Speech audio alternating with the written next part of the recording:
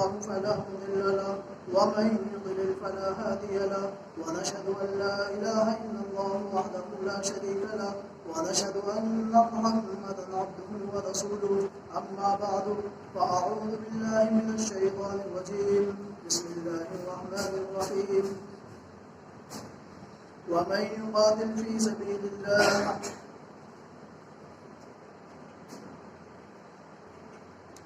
وقال النبي صلى الله عليه وسلم الحسن والحسين سيدا شباب أهل الجنة أو كما قال صلى الله عليه وسلم. معزز دوستوں اور بزرگوں، محرم الحرام کا مہینہ چل رہا ہے اور اس مہینے کے اندر ایک دوسرا واقعہ رونما ہوا جسے واقعہ کربلا کے نام سے یاد کیا جاتا ہے. یہ بند کر دو. جسے واقعہ کربلا کے نام سے جانا جاتا ہے اور یاد کیا جاتا ہے. تاریخ کے اندر اس سے زیادہ جو دردناک واقعہ پیش آیا ہے، اس سے زیادہ دردناک واقعہ تاریخ کے اندر کوئی اور نہیں ملتا ہے. نواسہ رسول حضرت حسین رضی اللہ تعالیٰ عنہ کو واقعہ کربلا کے اندر جس درد کے ساتھ اور جس ظالمانہ طریقے سے شہید کیا گیا، اس کو پڑھنے کے بعد کوئی آنکھ ایسی نہ ہو، اس کو سننے کے بعد کوئی دل ایسا نہ ہو جو غمگین نہ ہو، جس آنکھ سے آنسو جاری نہ ہو. بڑا دردناک واقعہ ہے. ظالموں نے بڑے ظلم کے ساتھ نواسہ رسول حضرت حسین رضی اللہ تعالیٰ عنہ کو شہید کیا تھا. تو میرے دوستوں اور بزرگوں، میں اسی کے متعلق واقعہ کو بیان کروں گا. اللہ رب العزت والجلال جو واقعہ کربلا کے اندر صحیح روایات ہیں اور صحیح چیزیں جو صحیح مستند روایات سے ثابت ہیں، میں انہی چیزوں کو پیش کروں گا. حتیٰ کہ لوگ یہاں تک کیا ہے حضرت حسین کے متعلق جو کیا ہے آگے بڑھ کر کے غیر مستند روایات کو اور جن کا حقیقت سے کوئی تعلق نہیں ہے، ان تمام چیزوں کو بیان کرتے ہیں، ان تمام چیزوں کو پیش کرتے ہیں. شیعہ تو شیعہ ہے ہی، وہ تو بیان کرتے ہی ہیں. اس سے آگے بڑھ کر کے ہمارے سنی علماء بھی کیا ہے اس واقعے کے اندر بڑے کیا آگے بڑھ چل کر کے اس واقعے کو بڑے عجیب انداز سے بیان فرماتے ہیں. لیکن ان تمام چیزوں کا، ان تمام باتوں کا کیا ہے حقیقت سے کوئی تعلق نہیں ہے، مستند روایات سے ثابت نہیں ہے. من گھڑت باتیں حضرت حسین کے متعلق بیان کی جاتی ہیں. تو میرے دوستوں اور بزرگوں، ہمارا ایمان ہے اہل بیت سے محبت رکھنا. ہمارا ایمان ہے ہم اہل بیت سے محبت رکھتے ہیں، حضرت حسین سے محبت رکھتے ہیں. نبی کریم علیہ الصلوۃ والسلام نے ایک روایت کے متعلق ارشاد فرمایا ہے، اللہم انی احبہ، اے اللہ مجھے حسین سے محبت ہے، فاحبہ، پس تو بھی اس سے محبت فرما، واحب من یحبہ، اور جو شخص حضرت حسین سے محبت فرمائے اے اللہ تو اس سے بھی محبت فرما. یہ نبی کریم علیہ الصلوۃ والسلام نے حضرت حسین کی کیا ہے تعریف کے اندر کیا ہے اس باتوں کو بیان فرمایا ہے. اور ایک دوسری روایت کے اندر نبی کریم علیہ الصلوۃ والسلام نے ارشاد فرمایا ہے، الحسن والحسین سیدا شباب اہل الجنہ، حضرت حسن بھی اور حضرت حسین بھی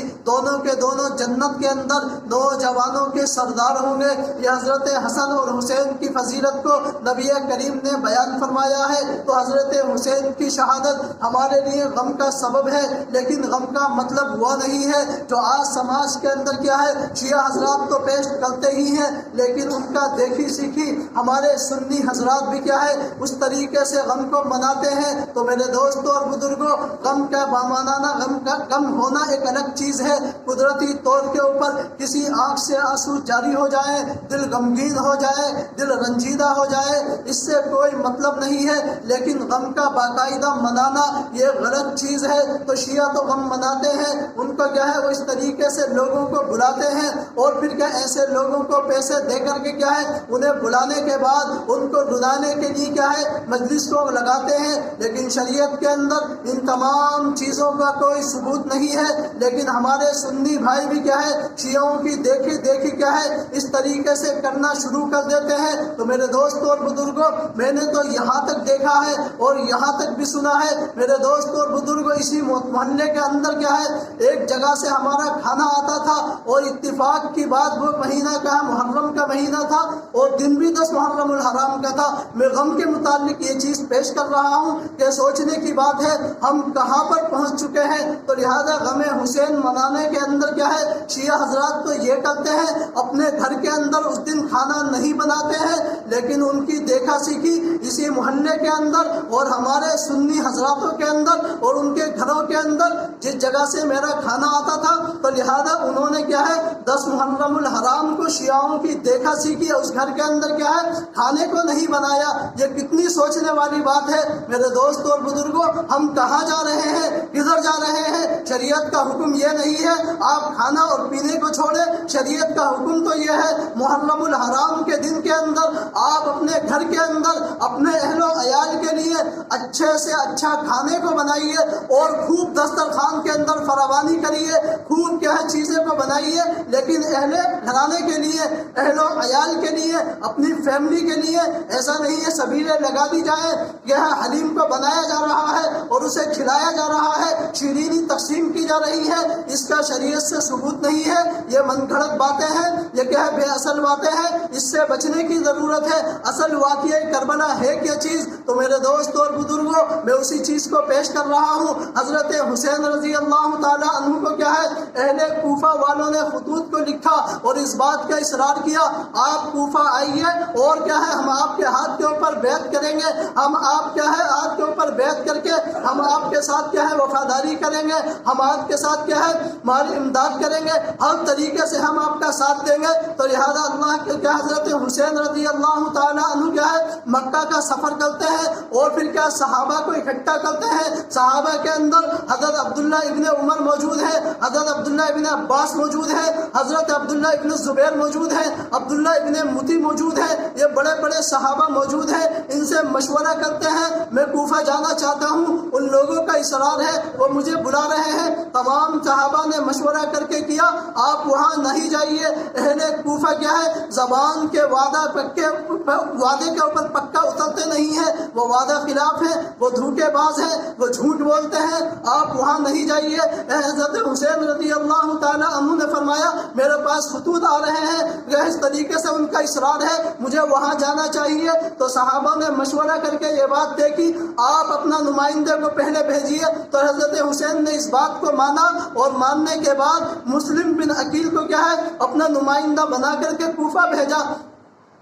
کربلا کے اندر، اور وہاں بھیجنے کے بعد کیا ہے اہل کوفہ نے جو خطوط پہلے بھیجے تھے تو لہذا مسلم بن عقیل کے ہاتھ کے اوپر بیعت کر لی اور اس بات کا اصرار کیا آپ حسین کو بلائیے اور ان کے نام خط لکھیے، یہاں درست حالات درست ہیں، حالات سازگار ہیں، کوئی ایسی بات نہیں ہے، کوئی دقت کا معاملہ نہیں ہے۔ تو مسلم بن عقیل نے کیا ہے اس بات کو دیکھا لوگ سچے ہیں، صحیح کہہ رہے ہیں، ہمدردی کے لیے تیار ہیں، ہر طرح کی امداد کے لیے تیار ہیں، ہر طرح کی مدد کے لیے تیار ہے، اپنے وعدے کے اوپر صحیح ہے، تو لہذا یہ کہہ رہے ہیں ہمیں دین کون سکھائے گا اگر آپ نہیں آئیں گے۔ تو مسلم بن عقیل نے ایک خط لکھا اور خط لکھنے کے بعد مکہ روانہ کیا۔ حضرت حسین کے پاس جب یہ خط آیا تو حضرت حسین نے صحابہ کو پھر بٹھایا اور بٹھانے کے بعد کہا دیکھو تم لوگ مجھے مشورہ دیتے تھے میں کوفہ نہ جاؤں، کربلا کے اندر نہ جاؤں، دیکھو اب میرا نمائندہ بھی کیا ہے اوکو کی رپورٹ کو کیا ہے بھیج رہا ہے، حالات درست ہے، آپ یہاں پر آ جائیے۔ تو صحابہ نے مشورہ کر کے کیا ہے ان کو کیا ہے حضرت حسین نکلتے ہیں، اہل بیت کو لیتے ہیں، جب کیا ہے مقام کربلا کی طرف پہنچتے ہیں تو لہذا اس سے ہی پہلے جب مقام زبالہ کے اوپر پہنچتے ہیں اور مقام زبالہ کے اندر پہنچنے کے بعد ان کو یہ خبر ملتی ہے آپ کا جو نمائندہ مسلم بن عقیل کو آپ نے کیا ہے کربلا کے اندر بھیجا تھا اور کوفہ روانہ کیا تھا، جن کے ہاتھ کے اوپر کیا ہے اہل کوفہ نے کیا ہے بیعت کر لی تھی، ہر طرح کی مدد کے لیے تیار تھے، انہوں نے مسلم بن عقیل کو شہید کر دیا ہے اور حالات ایک دم کیا ہے الجھ گئے ہیں۔ اب حضرت حسین پریشان ہے ایک دم سے کیا معاملہ ہو گیا، ابھی تو وعدے کے اوپر سچے تھے، وفاداری دکھا رہے تھے، اہل خطوط کیا ہے یہ میرے پاس بھیج رہے تھے، مسلم بن عقیل کے ہاتھ کے اوپر کیا ہے انہوں نے بیعت کی تھی، اب ایک دم کیا معاملہ ہو گیا کہ ایک دم سے یہ الجھ گئے ہیں، وعدے کو توڑ دیا ہے، وعدے کی خلاف ورزی کی ہے، تو اچانک کیا معاملہ ہے یہ مکان زبالہ سے کربلا کے اندر پہنچتے ہیں۔ تو لہٰذا لہٰذا کیا ہے یزید نے کیا ہے اپنا کیا ہے گورنر بھیجا، عبید اللہ بن زیاد کو کیا ہے کربلا کے اندر بھیجا اور کوفہ کے اندر بھیجا اور کہا کیا ہے آپ کیا ہے حسین کو کیا ہے اپنے ہاتھ کے اوپر بیعت کرنے کا حکم دیجیے۔ تو لہذا ابن زیاد آتا ہے، یہ ظالم ہے، اس نے کیا ہے شمر کی قیادت کے اندر حضرت حسین کو شہید کرایا ہے۔ اس سے بڑا واقعہ دردناک تاریخ کے اندر کوئی اور نہیں ملتا ہے۔ جب اس واقعے کو بیان کیا جاتا ہے تو آنکھوں سے آنسو جاری ہو جاتے ہیں، زبان لڑکھڑانے لگتی ہے، جسم کے اوپر کپ کپی تاری جا جاتی ہے۔ کس طریقے سے شہید کیا تھا میرے دوستوں اور بزرگوں، وہ ایک کیا ہے الگ داستان ہے۔ تو لہذا کیا ہے ابن زیاد آتا ہے اور اپنی قیادت کے اندر کیا ہے عمرو بن سعد کو کیا ہے ایک قافلے کے اندر بھیجتا ہے اور فوراً کہتا ہے آپ کیا ہے حسین سے کہیے وہ ابن زیاد کے ہاتھ کے اوپر بیعت کرے۔ تو لہذا عمرو سے کہا، ابن کیا ہے حضرت حسین نے کہا یہ کہا کہ میرے پاس ان لوگوں کے خط تھے، ان لوگوں نے مجھے بلایا ہے، میں یہاں پر آیا ہوں، دیکھو یہ خطوط موجود ہیں۔ اس کے بعد کیا ہے اگر آپ بیعت ہونے کے لیے کہتے ہیں تو میں ابن زیاد کے ہاتھ کے اوپر بیعت نہیں کروں گا، بلکہ جو ان کا بڑا ہے جسے کیا ہے زیاد کہتے ہیں میں اس کے ہاتھ کے اوپر بیعت کروں گا۔ اور تیسری شکل یہ ہے کیا ہے یا تو مجھے کیا ہے شام جانے کا کیا ہے راستہ چھوڑیے۔ ان تین شرطوں کو لگایا، یا تو کیا ہے ان لوگوں نے مجھے بلایا ہے، اور دوسرا یہ ہے میں کیا ہے زیاد کے ہاتھ کے اوپر بیعت کروں گا، اور تیسرا مجھے ملک شام جانے دیجیے۔ تو لہذا عمرو بن سعد کیا ہے ان تینوں شرطوں کو ماننے کے لیے تیار نہیں ہے۔ ابن زیاد نے کیا ہے ان تینوں شرطوں میں سے کسی ایک شرط کو نہیں مانا ہے، اور عمرو بن سعد کہتے ہیں کیا ہے آپ اکٹھا ہوئیے۔ اور پھر کیا ہے انہوں نے کہا اچھا میں آپ کے لیے ایک کام کرتا ہوں، میں ابن زیاد کے لیے خط لکھتا ہوں۔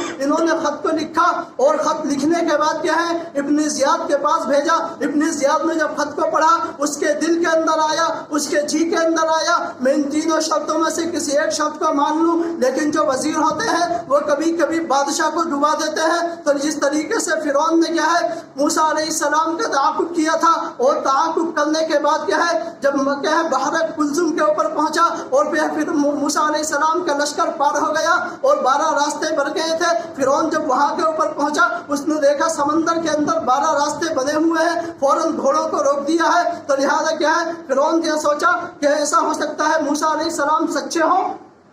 اور میں جھوٹا ہوں، تبھی تو ان کے لیے 12 راستے بنے ہیں۔ لیکن فرعون کے دل کے اندر یہ بات آئی، اس نے گھوڑوں کو روک دیا تھا۔ تو لہذا اس کا جو وزیر تھا حامان، اس نے کہا بادشاہ سلامت آپ کیوں رک گئے ہیں، کیا وجہ ہے؟ تو فرعون نے کہا دیکھے نہیں رہے ہیں یہ 12 راستے بنے ہوئے ہیں، یہاں موسیٰ علیہ السلام کا لشکر پار ہو گیا ہے، تو لہذا کیا ہے میں نے اپنے گھوڑوں کو روک دیا ہے۔ تو حامان نے کہا کیا ہے یہ راستے آپ کے لیے بنائے گئے ہیں، آپ اپنے گھوڑوں کو ڈالیے۔ تو لہذا فرعون نے اپنے گھوڑوں کو ڈالا اور پھر اس کے بعد کیا قرآن نے بیان کیا ہے فَغَشِيَهُم مِّنَ الْيَمِّ مَا غَشِيَهُم، موجوں نے جس طریقے سے ان کو تھپیڑے لے کر کے کیا جس طریقے سے غرق کیا ہے وہ کیا ہے مکمل ہر ایک کو معلوم ہے۔ تو لہذا کہ فرعون رک گیا تھا، لیکن اس کا وزیر جو حامان ہے اس نے فرعون کو غرق کرایا ہے۔ اسی طریقے سے کیا ہے ابن زیاد کے اندر یہ بات آئی کہ ان شرطوں کو مان لوں، لیکن اس کا جو وزیر تھا کیا ہے جسے شمر کہتے ہیں، اس نے کہا کیا ہے حسین کربلا کے اندر آیا ہے، اس سے اچھا موقع نہیں ہے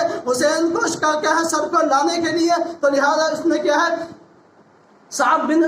عمرو بن سعد کی قیادت کے اندر کیا ہے لشکر بھیجا اور اس نے کہا آپ ابن زیاد کے ہاتھ کے اوپر بیعت کریے۔ تو لہذا وہاں پھڈا ہوا اور لڑائی ہوئی، پھر کیا ہے حضرت حسین رضی اللہ تعالیٰ عنہ کو شہید کر دیا گیا۔ اور شہید کس طریقے سے کیا گیا ہے میرے دوست اور بزرگ، 3 دن تک پانی بند کر دیا گیا تھا۔ اہل بیت کے اوپر کیا ہے جس ظلم و ستم کی داستان اہل کوفہ نے اور کیا ہے ابن زیادیوں نے کیا ہے ڈھائی تھی، وہ تاریخ کے اندر اتنی دردناک ہے، اس جیسی تاریخ کے اندر کوئی واقعہ نہیں ملتا ہے۔ تو لہذا حضرت حسین رضی اللہ تعالیٰ عنہ کو کیا ہے سر کو تن سے جدا کر دیا گیا اور دھڑ کو وہی کربلا کے اندر چھوڑ دیا گیا۔ اس کے بعد سر مبارک کو کیا ہے ابن زیاد کے پاس کیا ہے اس کے دربار کے اندر لایا گیا اور ابن زیاد نے ایک چھڑی لے کر کے کہا کہ ان کو ہوٹوں کو کیا ہے مخاطب کر کے، تو حضرت زید بن ارقم رضی اللہ تعالیٰ عنہ جو بہت زیادہ بوڑھے صحابی تھے، ان کے ہاتھ کے اوپر کیا ہے اس وقت لرزہ طاری تھا، اس طریقے سے کانپ رہے تھے۔ انہوں نے فوراً ابن زیاد کو زبان سے مخاطب ہو کر کے کہا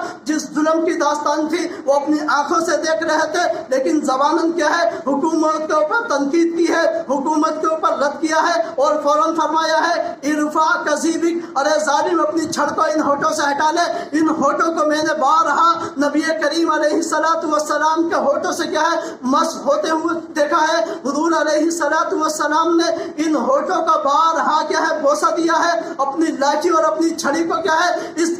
ان ہونٹوں سے ہٹا لیجئے۔ تو حضرت حسین کے کیا ہے سر کو ابن زیاد کے دربار کے اندر لایا گیا، اور لانے کے بعد کیا ہے پھر کیا ہے زید کیا ہے اہل بیت کا جو لٹا قافلہ تھا کیا ہے وہ زیاد کے پاس پہنچتا ہے مصر کے اندر، اور جب وہاں پہنچتا ہے تو یہ کیا ہے زیاد کی بیوی کیا ہے بغیر دوپٹے کے جب اس کو یہ بات معلوم ہوئی نواسۂ رسول کو شہید کر دیا گیا ہے، اس کے سر کو تن سے جدا کر دیا گیا ہے، وہ فوراً کیا ہے گھر سے اندر نکل کر کے دربار کے اندر آتی ہے، اور اتنی کیا ہے حالت کے اندر ہے فوراً کیا ہے اس کے سر کے اوپر کیا ہے اس غمگین داستان کو سننے کے بعد دوپٹہ تک نہیں تھا، اس نے کیا ہے زیاد سے کہا ارے تو یہاں عیاشی کر رہا ہے مصر کے اندر بیٹھے ہوئے، اور اہل کوفہ نے کیا ہے کوفہ کے اندر نواسۂ رسول کو شہید کر دیا گیا ہے۔ تو لہذا ابن کیا ہے زیاد نے فوراً کسی کی چادر کو لیا، اپنی بیوی کے سر کے اوپر رکھا اور فرمایا میں ان سے کیا ہے بدلہ لے لوں گا، لیکن اس ظالم نے جھوٹ بولا تھا۔ 4 سال تک کیا ہے زیاد کی حکومت رہی، سن 61 ہجری 10 محرم الحرام پہلا مہینہ ہے، 61 62 63 64 یہ 4 سال زیاد کی حکومت رہی۔ اس نے نہ کوئی FIR کی، نہ کسی کیا ہے ظالموں کو پکڑا ہے جس نے حسین کو شہید کیا ہے، نہ گرفتار کیا ہے، نہ وارنٹ جاری کیے ہیں، اس نے جھوٹ بولا تھا۔ تو میرے دوست اور بزرگوں اس کے بعد کیا ہے کوفہ کے اندر کیا ہے اہل کیا ہے مرغان نے کیا ہے ان کے جنازہ پڑا اور دھڑ کو وہی دفن کر دیا گیا، اور پھر ابن زیاد نے کیا ہے تحفہ تحائف دے کر کے کیا ہے اہل بیت کو مکہ روانہ کیا، اور روانہ کرنے کے بعد ان کو سر کو مکہ پہنچایا گیا۔ مدینہ منورہ کے اندر اپنی ماں حضرت فاطمہ الزہرا رضی اللہ تعالیٰ عنہ کے کیا ہے پیروں مبارک کے اندر حضرت حسین کو شہید کے کیا ہے سر کو وہی دفن کیا گیا، اور پھر کیا ہے یہ داستان بڑی لمبی اور چوڑی ہے۔ تو میرے دوست اور بزرگوں ہم غم منائیں، لیکن غم کس طریقے سے جو شریعت کے اندر ہے، اہل تشیعوں کی طرح نہیں، کیا ہے ڈھونگوں کی طرح کیا ہے اور پھر کیا ہے ناٹکوں کی طرح آنکھوں سے آنسو بہا دیے جائے ایک دن کے لیے اور سبیل لگا لی جائے حضرم حسین منانے کے نہیں۔ میرے دوست اور بزرگوں ہمیں حسین سے محبت ہے، حسین نے نماز پڑھی ہے، جو حسین سے محبت کرے گا اہل بیت سے محبت کرے گا وہ 5 وقت کا نمازی ہوگا۔ حسین قرآن کا حافظ تھا، جو حسین سے محبت کرے گا وہ قرآن سے محبت کرے گا۔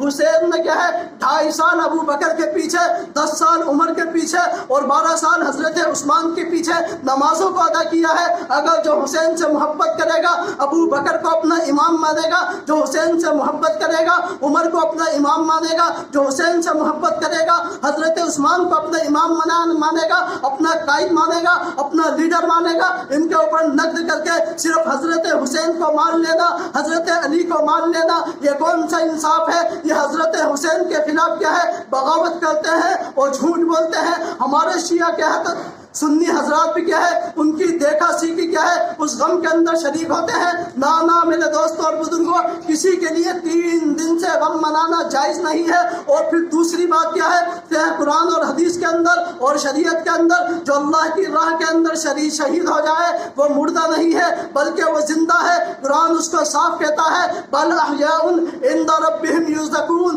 جو شہید ہو گئے ہیں اللہ کے پاس ان کو رزق دیا جاتا ہے، صبح اور شام کیا ہے ان کو رزق دیا جاتا ہے اور وہ خوش ہیں، کبھی ادھر گھوم رہے ہیں کبھی ادھر گھوم رہے ہیں۔ یہ کہ شہید تو زندہ ہے، اگر شہید کے اوپر اس طریقے سے غم منایا جائے گا کافر کی آنکھ ٹھنڈی ہو جائے گی، وہ سوچے گا ایک مارا ہے یہ غم منا رہے ہیں، دوسرے کی شہادت کے اندر کیا ہے انہیں خوف طاری ہے۔ تو میرے دوست اور بزرگوں کافر کو خوشی ہوگی اگر غم منائیں گے، تو لہذا شہید کے اوپر غم نہیں منانا چاہیے، شہید کے اوپر خوشی منانا چاہیے۔ شہادت ایک نعمت ہے، شہادت ایک تحفہ ہے، شہادت اللہ کی طرف سے عطیہ ہے، یہ اللہ کے بندے کو کیا ہے اللہ عطا فرماتا ہے۔ اسلام کی آبیاری صرف خون شہادت سے ہوئی ہے، کوئی دن اسلام کے اندر ایسا نہیں گزرا ہے جس کے اندر کسی نہ کسی صحابہ کو یا کسی نہ کسی مسلمان کو شہید نہ کیا گیا ہو. کوئی قبرستان ایسا نہیں ہے جہاں شہید دفن نہ ہو, جہاں شہید کی قبر نہ ہو. تو میرے دوستوں اور بزرگوں, غم نہیں منانا چاہیے. جو باتیں شریعت کے اندر ثابت ہیں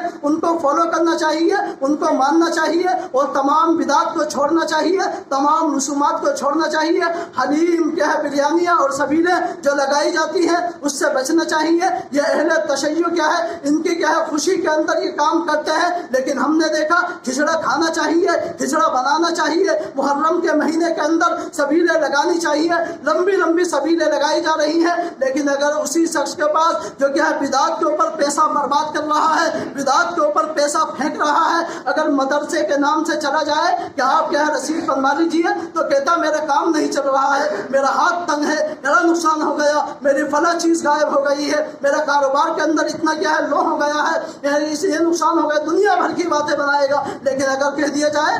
بدعات کرنی ہے, رسومات کے اندر پیسہ پھینکنا ہے, لاکھوں لاکھوں روپیہ برباد کر دے گا, لاکھوں لاکھوں روپیے کی سبیلیں لگا دے گا جس کے اندر رتی برابر فائدہ نہیں ہے. آپ کو پیسہ پھینکنا ہے, شریعت کے اوپر پھینکیے, دین کے اوپر پھینکیے, دین کی امداد کریے, رسیدیں بنوائیے, مدرسوں کے اوپر خرچ کریے, مکاتب کے اندر خرچ کریے, مساجد کے اندر لگائیے, وہاں ثواب ملے گا. بدعات کے اندر پیسہ پھینکنے سے رتی برابر ثواب نہیں ہے. لوگ کہتے ہیں ہمارے اوپر پریشانیاں آ رہی ہیں, ہم کیا ہے فلاں نقصان ہوتا ہے, آئے دن کاروبار کے اندر نقصان ہوتا ہے, گھر کے اندر بیماری ہے, یہ بیماری ہے. جس گھر کے اندر بدعت کیا ہے مکمل طریقے سے کیا ہے ادا کی جائے, کوئی بدعت ایسی نہ ہو جس گھر کے اندر نہ کی جائے, اس گھر کے اندر یہی ہوتا ہے کاروبار کے اندر نقصان, بیماری آ رہی ہے, فلاں کو لوٹ لیا, فلاں مقدمے کے اندر فلاں پولیس کو پیسہ دے رہا ہے, فلاں چیزوں کے اندر برباد ہو رہا ہے. یہ تمام چیزیں ہیں, تو لہٰذا اس سے بچنے کی ضرورت ہے. اللہ ہمیں صحیح سمجھ کی بھی توفیق عطا فرمائے. صحیح سمجھ عطا فرما کر کے کیا ہے اس محرم کو جس طریقے سے گزارنا چاہیے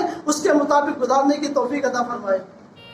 میری الفت مدینے سے یوں ہی نہ